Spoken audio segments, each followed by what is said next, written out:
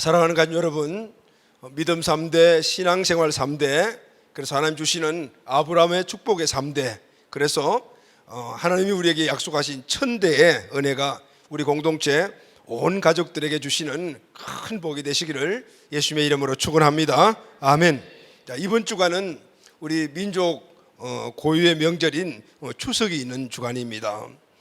국가에서 이동을 자제하라라고 이렇게 권면해서 많은 분들이 이제 예전에 우리가 추석이 되면 고향도 가고 또 친척들을 만나고 했는데 올해는 좀 어렵게 된 것 같습니다. 코로나 때문에 떨어져 있는 부모님 또 형제들 만나는 것 좀 어렵게 되었죠. 특히 연로하신 부모님을 둔 우리 가족들은 마음에 걱정이 더 많아졌습니다. 우리 집안도 우리 장모님이 지금 90이 넘으신 분이신데 지금 요양원에 계십니다. 그런데 코로나 시작된 이후에 아주 면회도 하지 못하게끔 지금 되어 있거든요. 언제 본지 지금 모르겠고 사진 보고 이렇게 하는데 가족들 마음이 많이 어렵죠. 아마 우리 공동체 가족 가운데서도 이런 분들이 많이 있을 것 같아요. 우리는 참 어려운 시대에 살고 있습니다. 그렇지만 이 가족이라는 이 관계는 너무나 중요합니다. 그래서 만나지 못하고 멀리 있고 하더라도 항상 이 가족의 중요성을 깨닫고 어떤 방법이든지 연락하고 소통하는 그런 가족 관계에 아름다운 하나님 주신 은혜를 누려야 될 줄로 믿습니다. 아멘. 원래는 만남이 좀 어렵겠지만은 그러나 또 다른 또 가족 간의 이 은혜들이 우리에게 있을 것 같아요. 만나는 것도 중요하지만은 더 중요한 것은 만남 이전에 이 건강한 가족 관계를 유지하는 것은 더 중요합니다. 예전에 어떤 통계에 보니까 이 가족 간의 다툼, 여러 가지 많은 이 불화들이 일어나고 특히 갈등의 결과 형제들이 서로 반목하고 이런 사건들이 특히 명절에 많이 일어난다고 합니다. 왜 그럴까요? 명절에 부모님도 만나고 형제 간에도 만나는데 그런데 이거 이전에 만남 이전에 서로의 이 관계가 원만하지 못했다는 것입니다. 그런 상황 속에서 만나니까 오래간만에 만나고 그 만남이 참으로 복된 현장인데 오히려 갈등의 요소가 되는 그런 결론을 갖게 된다는 것이죠. 그래서 우리는 이 관계를 중요하게 여겨야 합니다. 우리 몸이 아프면은 병원에 가서 치료받으면 됩니다. 그러나 사람과 사람 사이에 일어나는 이 관계는 마음의 문제입니다. 그래서 병원에 가서 치료받을 그런 상황이 아닙니다. 이 마음의 문제, 이 관계 문제는 항상 우리는 특별히 그 각각 개개인의 노력이 필요한 것입니다.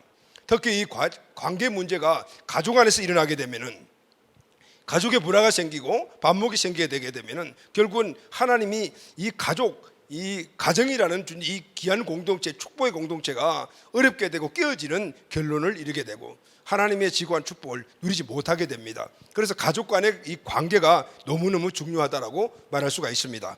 추석 명절 주간을 맞아서 오늘은 이 가족 관계에 대한 부분들을 여러분과 함께 나누려고 합니다. 하나님의 은혜가 오늘 이 말씀을 통해서 이번 추석 기간에 만남이 조금 부족하다 하더라도 다시 한번 더 우리 가족 간의 이 관계를 생각하면서 다음 만남에 더 좋은 조건들을 만드는 그런 귀한 시간이 꼭 되기를 바랍니다. 아멘. 관계에 대해서 우리가 생각할 때는 가장 중요한 것은 하나님의 이 뜻을 우리가 먼저 생각을 해야 합니다. 여러분, 하나님의 특성 가운데 가장 핵심이라고 말할 수 있는 것이 바로 관계입니다. 관계는 하나님 자신이라고 이야기할 수가 있습니다. 하나님은 관계의 하나님이다, 이렇게 정의를 할 수가 있습니다. 그래서 여러분, 유대인 성경 주석자들은 이 하나님께서 인간을 왜 창조하셨는가, 인간 창조의 동기를 이렇게 정의를 합니다. 하나님은 인간과 이야기를 하고 싶으셔서 인간을 만드셨다. 이렇게 하나님은 인간과 이야기하고 싶어서 인간을 만드셨다는 것이죠. 하나님의 창조의 동기입니다. 하나님은 인간을 관계적인 존재로 만드셔서 그리고 하나님과 함께 관계하기를 원하시는 것이죠. 서로 커뮤니케이션하고 또 서로 생각을 나누고 이렇게 하나님은 만든지 피조물과 함께 하기를 원하시고 이 관계 맺기를 원하셔서 하나님의 이 본질이 관계인데 인간도 똑같이 관계지향적인 존재로 만드셨다 그 말이에요. 그래서 여러분, 우리 사람은요, 인간은 절대로 혼자 있으면 완벽하지 못합니다. 항상 관계를 통해서 그 관계 안에 주어지는 그 모든 일들을 통해서 완전해질 수가 있고 완전으로 나아갈 수가 있습니다. 그래서 먼저 하나님과의 관계, 그리고 또 사람 이웃과의 관계, 이 관계가 하나님이 주시는 그 기준대로 잘 이루어지게 되면은 그 관계 안에서 주어지는 엄청난 축복을 누릴 수가 있게 됩니다. 할렐루야, 아멘. 서로 관계를 통해서 우리 인간은 무엇인가를 할 수 있습니다. 관계지향적으로 만들기 때문입니다. 먼저는 하나님은 오늘 우리 믿음이라는 것을 통하여 우리 관계를 만들었죠. 하나님과 우리 관계는 이 믿음이라는 것을 전제해서 하나님의 자녀, 하나님 우리 아버지 이런 관계가 만들어졌습니다. 그리고 이 만들어진 관계는 어떻게 해서 더 성숙해질 수 있을까요? 그것은 예배하고 기도하고 또 하나님이 원하시는 영적인 활동들, 전도하고 선교하고 이런 활동들을 통해서 하나님과 더욱더 관계가 깊어지는 겁니다. 또 사랑과의 관계도 마찬가지입니다. 사랑과의 관계는 서로 도우며 세워주고 격려하고 이런 관계를 통해서 각각의 주어진 그 모든 것들을 잘 이루어갈 수가 있는 겁니다. 이렇게 사람은 하나님께서 관계지향적으로 만들기 때문에 관계 안에서 완전해져 갈 수가 있습니다. 여러분, 하나님은 아담과 하와를 만드시고 두 사람을 부부로 만드셨죠. 하나님은 사람을 관계지향적으로 만드시고 그리고 그 두 사람을 함께 만나게 해주셔서 그래서 가정을 만드셨어요. 가족이 되게 했었어요. 그러니까 가정도 하나님이 만드셨습니다. 할렐루야. 사람도 하나님이 만드시고 그리고 가정도 하나님이 만드셨습니다. 사람을 관계지향적으로 만드신 하나님은 가정도 관계지향적으로 나아가도록 그렇게 만드신 거예요. 그래서 가정은 서로가 관계를 잘 이루어야만이 아름다운 가정이 만들어질 수가 있습니다. 가정은 하나님이 만드신 것이고 이제 가정을 세워가야 되잖아요. 세워가는 것은 가정에 있는 각각 가족들의 몫입니다. 부부 그리고 자녀들, 남편, 아내 각각의 몫을 다하여 가정을 세워가는 겁니다. 그런데 이 가정을 세워갈 때 각각의 그 역할에 주어진 관계를 잘 해야 된다 그 말이죠. 왜냐하면 가족도 관계지향적이고 가정도 관계지향적이고 각각 사람 하나하나가 관계지향적이고 이 모든 것들은 하나님이 관계지향적인 하나님이 만드셨기 때문에 그 안에서 제대로 된 가정과 이 관계를 이루어갈 수가 있게 되는 것입니다. 자, 한번 예를 들면 부부는 서로 사랑을 약속하고 무슨 관계를 맺었죠? 혼인 관계를 맺었습니다. 부모는 자녀를 낳고 자식과 함께 운명적인 관계가 되어버렸습니다. 왜냐하면 자녀는 선택의 여지가 없어요. 태어나니까 우리 부모가 계시는 거예요. 그러니까 운명적인 관계가 되어버렸습니다. 떨어질래 떨어질 수 없는, 다시 말하면 미워도 다시 한번 어떤 상황이라도 떨어질 수 없는 이 운명적인 관계가 바로 부모와 자식 간의 관계잖아요. 형제는 같은 아버지의 피를 물려받아서 혈연적인 관계가 되었습니다. 이 사실도 운명입니다. 왜냐하면 선택의 여지가 없습니다. 태어나니까 그냥 형이 있고 누나가 있고 동생이 있는 거죠. 이렇게 이 관계들이 잘 보존되고 자랄 때 하나님의 가정 창조의 목적, 그 행복을 누리게 되는 겁니다. 할렐루야, 아멘. 자, 그런데 여러분, 오늘 우리는 아무리 친밀한 관계라 하더라도 오랫동안 같은 지역 안에 아니면은 같은 공간 안에 오래 같이 있다 보게 되면 그 사람의 장단점이 다 드러나잖아요. 그러다 보니까 거기에서 일어나는 여러 가지 많은 불협화음이 있습니다. 그래서 관계가 깨어집니다. 그러다 보면은 어떻게 가정이 건강하지 못하고 가정이 깨어지는 경우들이 많이 있고 가정이 존재함에도 불구하고 늘 반목하고 그 안에서 진정한 평강과 그리고 감사가 없는 경우를 많이 보게 되잖아요. 부부관계가 깨어진다. 또 이 부모와 자식 간의 관계가 깨지게 되면 가정이 깨어져 버리는 거죠. 그래서 여러분, 오늘 우리는 하나님이 관계지향적으로 만드신 우리 가정의 이 원리를 깨닫고 그 원리 안에서 우리가 만약에 깨어진 것이 있다라면은, 지금 희미해져 가는 것이 있다라면은 다시 선명하게 그리고 바로 세워야 될 줄로 믿습니다. 그럴 때 하나님께서 우리에게 주신 이 귀한 가정 공동체의 축복을 우리 모두가 풍성하게 누리게 될 줄로 믿습니다. 아멘. 자, 그럼 먼저 부모와 자식 간의 관계를 한번 우리가 생각해 봅시다. 부모와 자식 간의 관계의 원리는 사랑입니다. 할렐루야, 사랑이죠. 야곱과 부모와의 관계를 한번 봐요. 야곱의 부모가 누구죠? 바로 아버지 이삭, 어머니 리브가입니다. 야곱은 구약의 대표적인 인꼬 부부인 이삭과 리브가의 가정에서 태어났습니다. 구약의 믿음의 선진들의 가정을 쭉 보게 되면 다 문제들이 있었습니다. 대부분이 문제없는 가정이 없었고 다 문제가 있었는데, 근데 유일하게 이삭과 리브가는 정말 인꼬 부부였어요. 아주 평안했어요. 두 사람은 훌륭한 부부였지만 그럼에도 불구하고 한 가지 문제를 가지고 있었습니다. 그것은 바로 부모가 자식을 각각 편애했습니다. 이삭과 리브가는 쌍둥이를 낳았는데 형이 에서죠, 동생이 야곱입니다. 그런데 문제는 아버지 이삭은 에서를 사랑했고 어머니 리브가는 야곱을 사랑했습니다. 어머니 아버지가 각각 나눠가지고 한 아들씩을 사랑했다. 그러니까 편애했다 그 말이죠. 자, 창세기 25장 28절 말씀을 우리 같이 한번 읽을까요? 시작. 이삭은 에서가 사냥한 고기를 좋아하므로 그를 사랑하고 리브가는 야곱을 사랑하였더라. 자, 이삭은 누구예요? 에서를 사랑했고 리브가는 야곱을 사랑했더라. 이 편이 갈라졌습니다. 자, 사랑하는 가족 여러분, 혹시 저와 여러분들 우리가 가정에서 성장할 때 아니면 지금 어떤 상황 속에서 편애를 받아본 적이 있습니까? 여러분, 편애가 무슨 뜻일까요? 편애는 공평하게 사랑을 받지 못하는 것, 공평하게 사랑을 받지 못하는 것. 다시 말하면은 형제가 있는데 모든 형제들이 부모로부터 공평하게 사랑을 받아야 되는데 이 사랑을 받는 그 척도가 다른 거죠. 또 사랑에 받는 이런 여러 가지 상황들이 다른 것. 다시 말하면은 사랑을 못 받는 쪽이 있는가 하면은 사랑을 너무 많이 받는 쪽이 있습니다. 이게 편애입니다. 그런데 이 두 가지가 다 문제가 있습니다. 사랑을 아예 못 받는 것도 문제가 있고 사랑을 또 많이 받는 것도, 더 많이 받는 것도 문제가 있습니다. 왜 문제가 있냐면은 사랑을 너무 받지 못하면은 애정 결핍증이 생깁니다. 그런데 사랑을 너무 많이 받으면은 애정 과잉증이 생깁니다. 여기에 나타나는 현상이 사랑을 너무 못 받으면은 애정 결핍증이 생기게 되면은 반항아가 될 여지가 많습니다. 또 사랑을 너무 과잉으로 받았다. 이럴 때는 유약자가 될 수가 있습니다. 너무 약한 존재가 될 수가 있다 그 말이에요. 이렇게 공평하게 사랑을 그리고 또 균등하게 받지 못하게 되면은 이런 어려운 문제들이 생길 수가 있는 거죠. 문제는 왜 편애했는가 이겁니다. 창세기 25장 28절 말씀을 한번 같이 읽을까? 시작. 에서가 사냥한 고기를 좋아함으로, 이렇게 에서가 사냥한 고기를 좋아함으로입니다. 이삭이 에서를 좋아한 이유는 에서가 사냥해 오는 고기를 좋아했기 때문입니다. 자, 이삭은 남자답고 용감한 이런 성향을 갖고 있으니까 이삭은 남자답고 용감한 이 에서가 그래서 좋았던 것 같아요.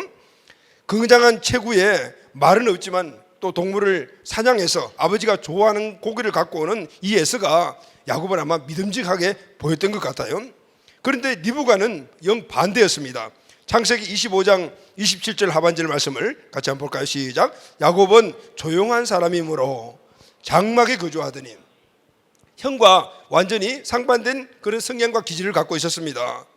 에서는 밖으로 사냥하는 길을 좋아하고 활동적인 반면에 야곱은 정서적으로 아주 그냥 차분한 사람이었던 것 같아요.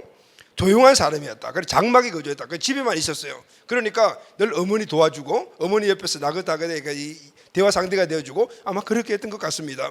그러니까 이 리브가는 야곱을 더욱더 사랑했던 것 같아요. 그런데 또 다른 면도 있었을 것 같습니다. 아버지 야곱이 예수를 너무너무 편애하고 사랑하니까 어머니 입장에서는 그 아들이 마음이 정말 짠했을 거 아니에요. 그래서 또 아마 사랑을 했을 수도 있다. 이런. 어쨌든 이 부부는 각각의 아들을 편애했다라는 것을 알 수가 있어요. 그런데 나중에 야곱이 여러 가지 많은 사건들 상황 속에서 멀리 하란으로 쫓겨가게 되죠. 겉으로 보기에는 에서 형을 피해서 간 것입니다. 그러나 내면을 좀 깊이 이렇게 보게 되면은요, 그건 결국은 아버지 이삭의 그 사랑의 결핍 때문에 결국은 도망갔다라고 생각할 수가 있어요. 만약에 아버지 이삭이 에서와 야곱을 동일하게 사랑했다라면은 이런 어려운 문제가 생겼을 때 야곱이 집을 나가거나 도망가지 않았을 것입니다. 그 이후에도 야곱이 가서 삼촌 라반 집에서 일하는 모습을 보게 되면은 일 중독입니다. 완전히 일 중독에 빠져서 일에만 몰두하는 모습을 볼 수가 있습니다. 왜 그랬을까요? 아버지에 대한 사랑, 아니면 애정, 그것도 그리움, 이런 것들이 도저히 마음속에서 일어나는 이 어려움들을 아마 참지 못했을 것 같아요. 그래서 일하는데 온 손신의 힘을 퍼부었던 것 같아요. 결국은 아버지 사랑의 결핍이 이 아들 야곱은 일 중독으로 바꾸는 것을 우리가 볼 수가 있어요. 사랑하는 여러분, 여기에 부모님 세대도 있고 또 우리 자녀 세대도 있는데 우리 가정, 우리 부모님, 우리 자녀들 어떤 모습입니까? 혹시 우리 부모님들, 여러 형제들 가운데 특별한 우리 자녀들에게 편애하는 부모들이 계시지 않습니까? 아니면은 내가 편애받고 있다라고, 그 편애를 당하고 있다라고 생각하는 우리 가족들이 있습니까? 오늘 이 원리로 우리 공동체 가족들은 모든 상황과 면에서 회복되는 역사가 있기를 바랍니다. 아멘. 자, 부모 입장에서는 자녀를 편애하면 안 되죠. 자, 반대로 한번 자녀 입장에서도 한번 생각을 해봅시다. 자녀는 부모를 이해하고 사랑하고 용납해야 된다. 부모는 모든 자녀들에게 동일하게 사랑을 베풀어야 한다. 이 원리가 두 가지 딱 서야 됩니다. 그래야만이 부모와 자식 간에 균등하게 세워진 이 원리를 통하여 아름다운 그런 관계를 만들 수가 있습니다. 자, 여러분 한번 생각해 보시죠. 어떤 부모라도 자녀에게 나쁘게 대하려고 하는 부모들은 없어요. 자, 그런 상황들이 우리가 받을 때는 부모가 어떤 상황에서 이건 도저히 해결할 수 없는 그런 나쁜 부모야 이렇게 생각할 수가 있지만은, 그러나 엄밀하게 분석하고 따져보게 되면은 자식을 사랑하지 않는 부모는 세상에 한 사람도 없습니다. 그런데 내가 그런 부모로부터 여러 가지 많은 어려움이나 상실을 받게 되는 분명히 부모에게도 동기가 있다 그 말이에요. 오늘 이 사실을 우리가 자녀 세대는 깨닫고 이해하고 용서하고 용납을 해야 되는 거예요. 그래야만이 아름다운 관계를 만들어갈 수가 있습니다. 어떤 문제들이 있을까요? 어떤 원인이 있을까요? 우리 부모도 지금 내가 당한 이런 상처를 부모의 아버지, 부모의 부모로부터 받았다는, 이것이 대물림 될 수도 있다 그 말이에요. 또 하나는 아직까지 자녀를 가질 준비가 되지 않는 상황에서, 나이가 아직까지 많지 않은 상황에서 나를 낳을 수가 있다. 이런 것들이 그 원인이 될 수가 있다 그 말입니다. 또 부모가 여러 여건으로 인해서 많이 배우지를 못했습니다. 그러니까 자녀들을 어떻게 양육해야 되는지 알지 못해서 그럴 수도 있습니다. 예전에는 우리 부모님 세대 때는 먹을 거, 입을 거 이런 것들이 부족해서 오직 먹고 입고 살아가는 데만 온 초점을 맞추고 살았습니다. 자식에 대한 그런 좋은 교육, 모두 환경 만들어주는 것은 생각도 할 수 없는 그런 시대였대요. 그냥 그런 시대였지만은, 그러나 우리는 그 가운데서 부모에게 상처받고 큰 거거든요.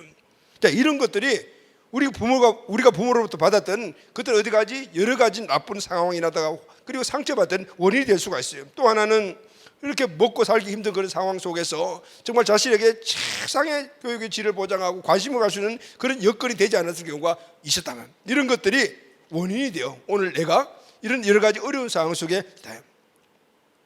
그런데 여러분, 중요한 것은 이유가 어디에 있든지 간에 오늘 자녀된 내 자신은 지금 내가 할 일은 부모를 이해하고 용서하고 용납하는 것입니다. 할렐루야.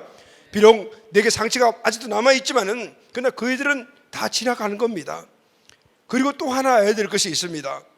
자녀들이 하나 해야 될 것은, 자녀는 부모를 절대로 이해할 수가 없습니다. 아무리 이해를 하고 싶어 해도 이해해야 되겠다고 생각해도 이해할 수 없는 것이 자녀들입니다. 왜냐하면요, 이 자식들은 부모만큼 살아보지 못했습니다. 인생의 경륜이 짧아요.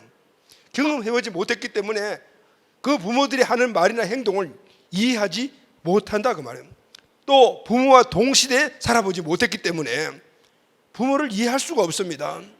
요즘 우리 시대 같으면은 이미 6.25 그때 후유증이 있던 그 시대에 우리가 살았거든요. 근데 지금 20대 30대들은 도대체 그게 어떤 일인지 모른다. 전쟁이 있었다는 것만 알지, 그게 나타나는 여러 가지 피해나 환경에서 오는 그런 영향력은 직접 경험해보지 못하고 그냥 모르는 거죠. 그래서 그런 이야기를 하게 되면은 꼰대라고 이야기하는, 그래서 이해를 못하는 거죠. 이해할 수가 없는 거죠. 부모들이 나에게 이런 행동을 하는 것, 우리 부모가 살았던 그 환경을 살아보지 않았기 때문에 이해할 수가 없는 거예요. 이해를 하고 싶어도 이해할 수 없다 말이에요. 그럼에도 불구하고 절대 이해가 불가하다도 우리는 이해하고 용납하고 사랑해야 합니다. 할렐루야. 왜냐하면요, 내 자식이 내 이 문제를 내가 해결하지 않으면 나와 똑같은 삶을 반복하기 때문인 거예요. 나는 절대 부모처럼 되지 않을 거야, 이렇게 수없이 스스로에게 다짐해도 나중에 가정을 이루고 내가 부모가 되게 되면 내가 그렇게 싫어했던 부모의 모습들을 내가 그대로 답습하고 있는 것을 우리는 흔히 보게 되는 것이잖아요. 여러분, 그래서 우리는 이 사실을 꼭 알아야 합니다. 보십시오. 야곱이 아버지 편애 때문에 멀리 이국 땅으로 쫓겨갔죠. 그런데 나중에 야곱이 아버지가 되었습니다. 그런데 아버지가 된 이 야곱도 그의 아버지인 이삭과 똑같이 행동합니다. 요셉을 아주 편해해요. 요셉을 아주 편해하는. 그리고 결국은 요셉이 어떻게 됐습니까? 자기가 똑같이 애굽으로 쫓겨가는 그런 시세가 되었습니다. 이 사실은 이때까지 야곱이 아버지 이삭을 용서하지 않았다라는 것이 전제되는 거예요. 용서하면 상처가 치유되고 그 상처가 반복되지 않습니다. 할렐루야, 아멘. 부모와 자녀가 용서와 사랑으로 아름다운 관계를 만들어야만이 오늘 우리 가정이 또한 행복한 가정이 되는 것입니다. 그래서 여러분, 자녀는 부모에 대한 상처가 있다 하지만은 무조건이에요. 이 무조건이라는 말이 중요합니다. 왜냐하면 해야만이 오늘 내가 복되는 환경을 만들 뿐만 아니라 내 자녀에게도 오늘 복되는 환경을 물려줄 수가 있기 때문입니다. 그래서 부모에게 상처가 있다더라 무조건 용서하고 이해하고 관용했대. 오늘 그것이 해결된 내 상황이 우리 자녀에게 흘러가게 되면 우리 자녀는 나와 다른 삶을 살아가게 되는 겁니다. 할렐루야, 아멘. 이 은혜가 우리에게 있게 되기를 바랍니다. 아멘. 두 번째는 부부관계입니다. 자, 부부관계에서 우리가 가장 중요한 것은 이 부부관계를 생각할 때 계약이 아니라 언약이라는 사실을 우리는 염두에 두어야 합니다. 가정에서 일어나는 대부분의 일을 보게 되면 부부관계가 거의 원인이 됩니다. 좋은 일이든 나쁜 일이든 그 원인을 따져보게 되면 다 부부관계에서 나옵니다. 그만큼 부부관계가 가정에서는 아주 절대적입니다. 여러분, 이런 말이 있습니다. 아주 재미있는 그 애어가 있어가지고 제가 한번 발췌를 해봤습니다. 아내 없이 혼자 사는 남자는 평균 수명보다 5년 빨리 죽는다. 그런데 아내가 있는 남자 중에도 죽고 싶다는 사람이 많다. 남편 없이 혼자 사는 여성도 남편 있는 여성보다 빨리 죽는다. 그런데 남편과 함께 사는 여성 중에도 암병에 걸리는 아내가 많다. 무슨 일일까요? 아내와 남편은 서로 꼭 필요한 존재지만 늘 어떻게 관계를 맺어갈 때 조심스럽게 관계를 맺어가야 한다. 부모와 자식 간의 관계는 그냥 있어주면 됩니다. 우리 부모님들 자녀들이 와 있으면 그게 최고 행복이잖아요. 그런데 부부는요 같이 있어줘야 합니다. 그러나 그게 또 하나 반드시 좋은 관계가 돼야 합니다. 할렐루야. 있어주고 좋은 관계가 되는데 이 관계는 어떤 한 사람이 일방적으로 만들어지는 것이 아니기 때문에 서로가 좋은 관계를 만들기 위해서 어떻게 해야 될까요? 애써야 합니다. 노력해야 합니다. 할렐루야. 이 조심 이 부부의 좋은 관계가 만들어지게 되면 결국은 이 부부의 이 절대적인 관계는 가정의 자녀들에게 미치게 되고 가정 전체에 미치게 되어서 결국은 가정을 행복하게 만드느냐 불행하게 되느냐 결정이 되는 거거든요. 그래서 우리 부부들은 항상 이 사실에 염두를 두고 항상 이 관계에 최선을 다해야 될 줄로 믿습니다. 아멘. 성경에서 이 부부관계의 좋은 모델이 바로 야곱 가정입니다.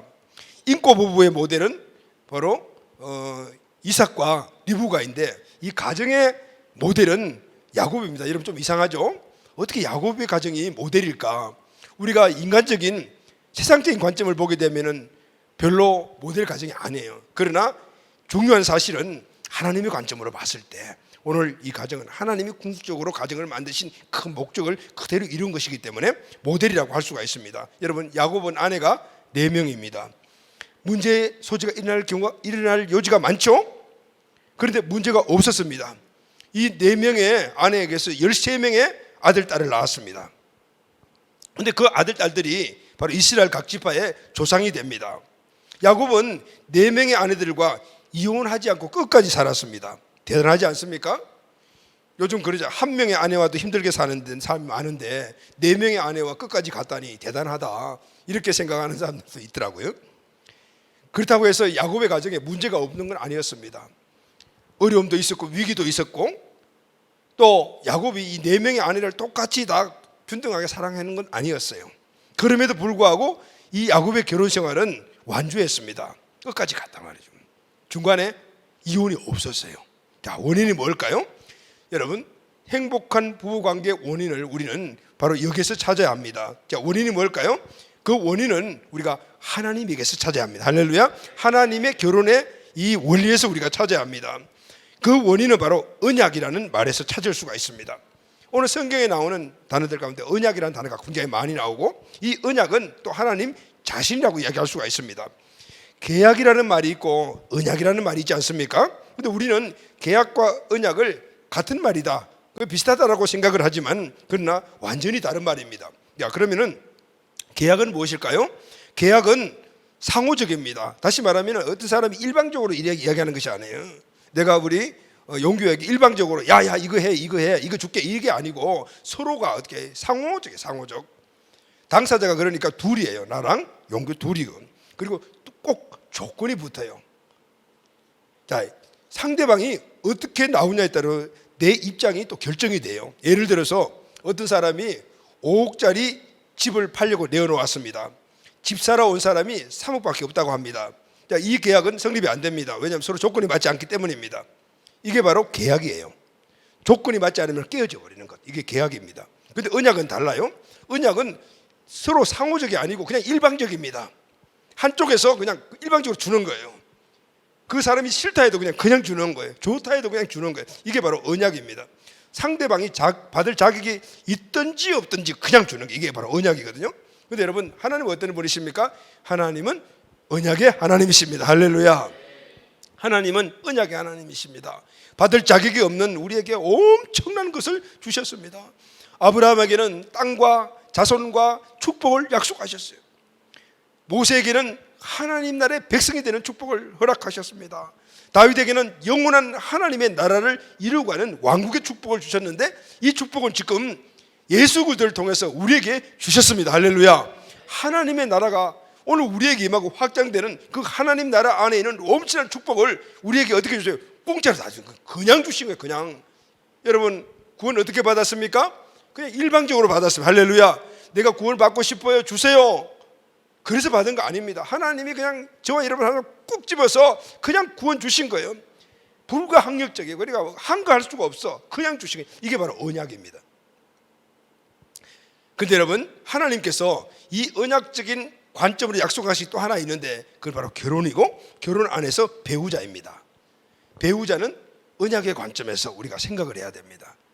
창세기 2장 22절을 우리 같이 한번 읽을까요? 창세기 2장 22절 시작. 여호와 하나님이 아담에게 취하신 그 갈빗대로 여자를 만드시고 그를 아담에게로 이끌어 오시니. 자, 하나님이 아담을 만드시고 독자는 것이 고독하고 쓸쓸하게 보여서 하와를 만드시고, 그리고 그 하와를 누구에게? 아담에게로 이끌어 오시니. 그랬죠. 이끌어 오시니. 누가요? 하나님이 누구에게? 아담에게. 누구를? 하와를 이끌어 오셨다. 여기 이끌어 오시니란 이 말은 하나님께서 아담에게 아무 대가도 요구하지 않으시고 하와를 선물로 주셨다. 할렐루야 하면, 여러분, 우리의 배우자는 선물입니다.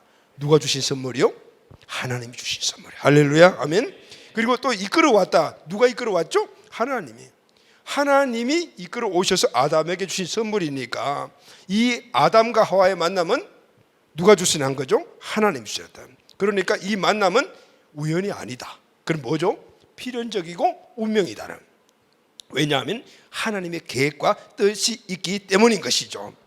하나님은 아담에게 밥 얻어 드시고, 밥 한번 얻어 드시고 하와 소개한 것 아닙니다. 그리고 하와에게 각서 쓰고 만들고 난 다음에 아담 소개한 것도 아니에요. 결혼은 하나님이 두 사람에게 준 축복의 선물이며 각각은 선물이다. 선물이다.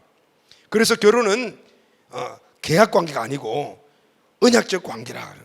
하나님이 우리에게 주신 선물인 배우자와 이 만남의 이 운명적인 만남이라. 그러니까 운명적인 만남은 어떻게 헤어질 수가 없는 거죠. 그래서 어떻게 죽기까지, 죽을 때까지 두 사람을 나누지 못할지니라. 결혼식 때 항상 나오는 얘기잖아요. 근데 여러분, 요즘은 젊은이들이 결혼을 언약으로 생각하지 않고 계약으로 생각을 합니다. 각각의 서로에 대한 요구를 요즘은 아예 적는다고 하잖아. 1번, 2번, 3번, 4번 해가 적어가지고 이건 너 나한테 해줘야 돼, 이건 너는 나한테 이걸 해줘야 돼. 그리고 결혼 생활을 하면서 그게 충족되지 않으면 그 계약은 파기시키는 거예요. 이것 때문에 우리는 같이 살 수 없어. 그래서 가정이 빠져요. 요즘 개인주의 성향으로 꽉 차 있는 현 시대에 바로 현대인들의 특히 바로 여기서 나오는 것이다. 왜냐하면 하나님이 만들어주신 가정과 그 결혼이 아니기 때문에, 내가 만들었기 때문에, 계약이 동반되었기 때문에 이런 일들이 일어나는 거예요. 여러분, 우리가 결혼식 할 때 이렇게 서약을 합니다. 나는 당신을 합법적인 나의 아내로, 남편으로 맞이합니다. 좋을 때나 힘들 때나 부유할 때나 가난할 때나 아플 때나 건강할 때나 언제나 사랑하고 아끼며 죽음이 우리를 갈라놓을 때까지 하나님의 거룩한 말씀을 따라 그렇게 살겠습니다. 아멘. 우리가 이렇게 서약을 하잖아요. 하나님 앞에 서약하잖아요.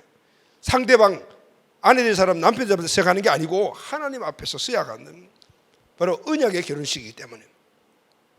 언제까지 이 사랑의 약속을 지켰다고 합니까?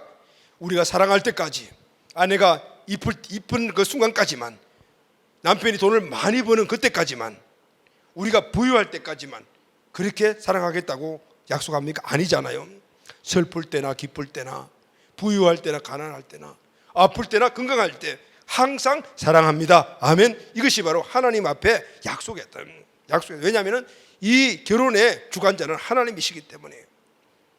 그래서 우리는 하나님 주신 이 은혜의 선물을 받은 자들이기 때문에 하나님 앞에 그 은혜의 선물을 받은 자로서 하나님 말씀대로 순종하면서 아름다운 부부관계를 만들어 살아가겠습니다 라고 그렇게 살아가는 것이 부부의 모습이에요. 할렐루야. 아멘. 그러니까 결혼은 하나님과 약속하는 거예요. 그러니까 끝까지 가는 거죠. 야곱은 4명의 아내와 해로했습니다. 야곱은 가장 사랑했던 라헬과도 끝까지 갔고, 사랑하지 않았던 레아와도 끝까지 갔고, 2명의 여종이 있었잖아요. 여종과도 끝까지 함께 갔습니다. 하나님이 오늘 이 야곱에게 끝까지 하나님이 지정해 준 그 아내들과 끝까지 해로한 야곱에게 그 아내들을 각각을 통하여 엄청난 축복을, 라헬을 통해서는 누구를 주셨어요? 요셉을 주었습니다. 레아를 통해서는 누구를 주었습니까? 레위와 유다와 같은 아들을 주어서 이스라엘을 세우는 위대한 일들을 하도록 만들었습니다. 여종인 빌라와 실바를 통해서는 그 자녀들이 갈릴리 지역에 살게 하시면서 나중에 예수님을 영접한 믿음의 명문 가문으로 만들어 주셨어요. 중요한 것은 바로 이것입니다. 결혼은 하나님과의 언약이다. 할렐루야. 하나님 주신 은혜의 약속이요 선물이다. 부부는 그래서 계약으로 만난 사이가 아니고 하나님의 언약 안에 하나님의 선물로 만난 존재이기 때문에 하나님 뜻 가운데서 그 언약 가운데 살아갈 때 그 관계를 이루고 가게 되면은 가정은 행복해지는 거. 할렐루야. 아멘. 오늘 우리 공동체 온 가족들의 가정이 하나님이 주시는 이 언약의 관계가 다시 풍성하게 회복되어서 우리 모든 가정들이 하나님 주신 큰 행복을 누리는 가정들이 되기를 예수님의 이름으로 축원합니다. 마지막으로 형제 관계입니다. 형제 관계의 가장 중요한 말씀은 서로 비교하지 말라는 겁니다. 비교입니다. 야곱에게는 간발의 차이로 먼저 태어난 쌍둥이 형이 있었습니다. 그런데 보통 형제들 서로 경쟁적인 관계를 하면서 자랐습니다. 둘이 타고난 기질이 완전히 달랐습니다. 에서는 다혈질이고 야곱은 담접질 기질 같았어요. 다혈질은 급하고 말이 많지만 낙천적이잖아요. 담접질은 성취욕과 자기주장이 너무너무 강해요. 서로 다른 기질을 가진 형제는 한 부모 자라면서 끊임없이 계속 경쟁을 했습니다. 이 경쟁은 동생인 야곱 편에서 훨씬 더 강했습니다. 야곱은 너무나 억울했습니다. 너무 속상한 일이 있었어요. 그게 뭘까요? 형 에서가 간발의 차이로 어머니 뱃속에서 먼저 나왔다는 그거 하나 때문에 장자가 되어버린 것이죠. 얼마 차이 났을까요? 몇 초 차이가 날 수 있을 것이고 기가 몇 분인데 그것 때문에 내가 차자가 되었다. 너무 속상했어요. 왜냐하면요, 당시 이스라엘 장자는 많은 특권이 있었습니다. 그중 가장 큰 특권은 아버지 재산을 상속을 2배로 받는 겁니다. 다윗은 그래서 장자권을 받으려고 별 궁리를 다 하고 별별 방법을 다 하고 무리수를 띠다가 결국은 야반 도자 신세가 되어버리지 않았습니까? 먼 땅 하란의 바단 아람에서 20년은 마치고 이제 부자가 되어 고향으로 돌아온 이 야곱은 야복강을 건너기 전에 그의 형 에스가 많은 군사를 거느리고 지금 자기를 찾아오고 있다는 소식을 듣게 됩니다. 20년 만에 형 에스를 만나게 되잖아요. 그런데 오늘 본문 말씀을 보게 되면요, 이 두 사람이 그동안 20여 년 동안 갖고 있던 적개심, 미움, 경쟁심 등등 이런 모습들이 찾아볼 수가 없어요. 예수만 없으면 내가 장자가 됐을 때 이렇게 했던 야곱, 욕심 많은 야곱 때문에 내가 망했어, 그래 이빨을 빼들고 하면서 막 고함을 질렀던 에서 이런 모습이 지금 안 보이는 거예요. 둘 다 변했어요. 왜 그랬을까요? 오랜 시간과 경험을 통해서 경쟁은 행복의 근원이 아니구나, 경쟁은 불행의 원인이 되는 거구나 라는 것을 깨달았기 때문에. 할렐루야. 아멘.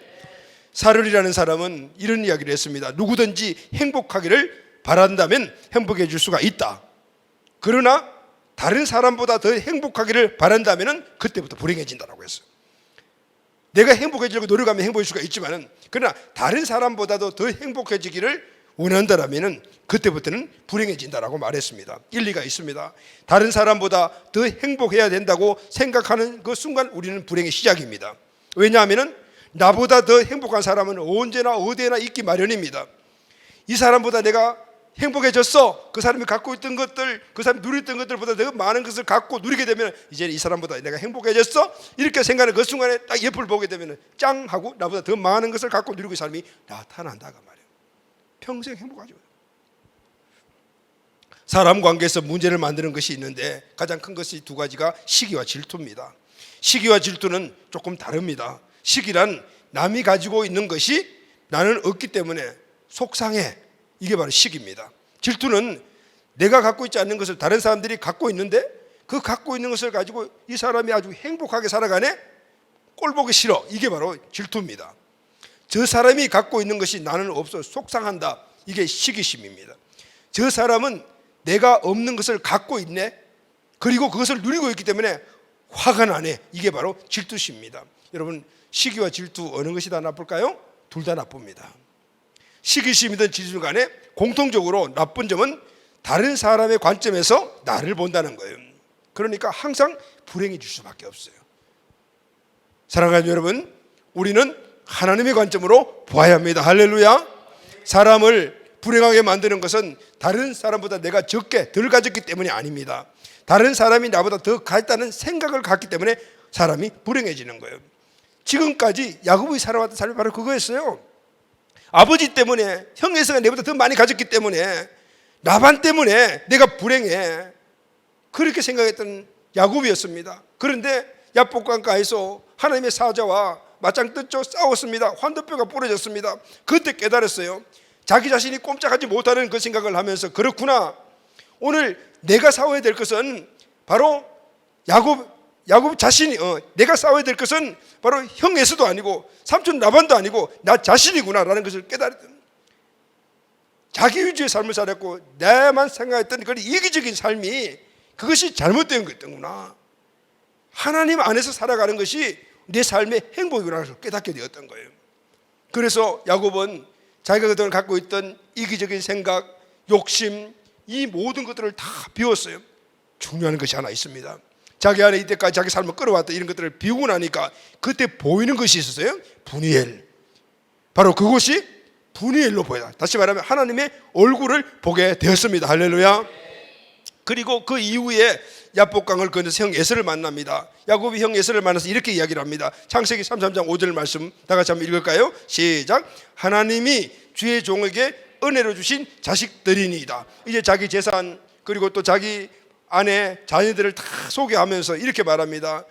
이 자녀들은요, 하나님이 나에게 은혜로 주신 것입니다. 이전에는 하나님 주신 것이라고 생각하지 않았습니다. 그 많은 재산, 아내, 자식들 자기가 다 열심히 일하고 열심히 노력해서 자기가 가진 것이라고 생각을 했는데, 오늘 그것을 비우고 나니까 이것이 하나님이 주신 은혜라는 것을 알게 되었고 은혜라는 것을 말하게 되었던 것입니다. 야곱은 20년 객지 생활에서 자신의 어떤 것들이 은혜라는 사실을 그때서 알게 되었어요.